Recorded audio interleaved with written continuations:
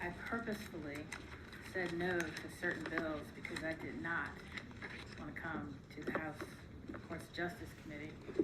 And yet here I am in what could be my final committee meeting presenting a bill.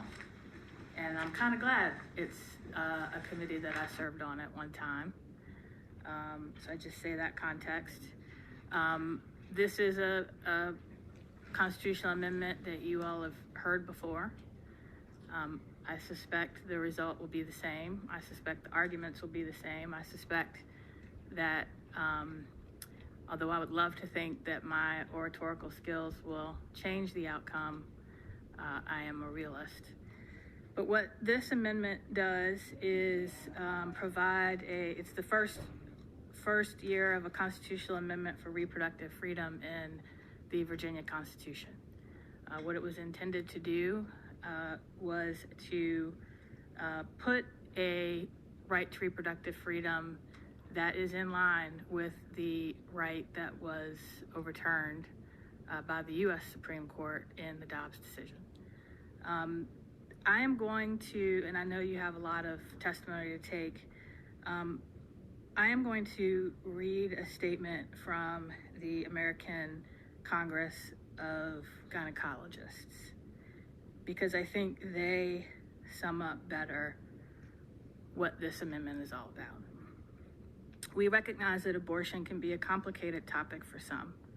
We also recognize that the decision whether to have an abortion may be a complex one.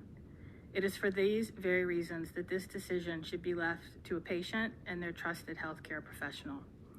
Doctors and clinicians must be able to provide unbiased, factual information to patients regarding reproductive health care options, and people must be able to use their expertise in their own lives to make decisions for themselves and their families.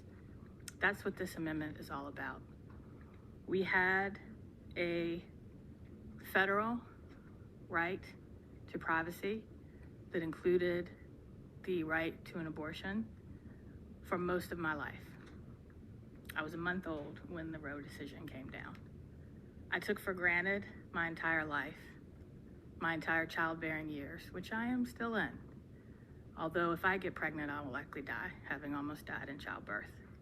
But I took for granted my entire adult life that if I ever had to make a fundamental healthcare decision, including the decision whether to terminate a pregnancy, that I would be able to do so in consultation with my doctor. Now, I don't have that right anymore. Now, my children don't have that right anymore.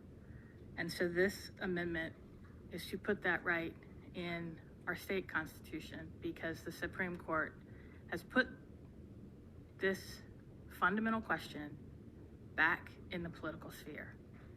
But this should be in the hands of healthcare professionals and patients. And that's the amendment.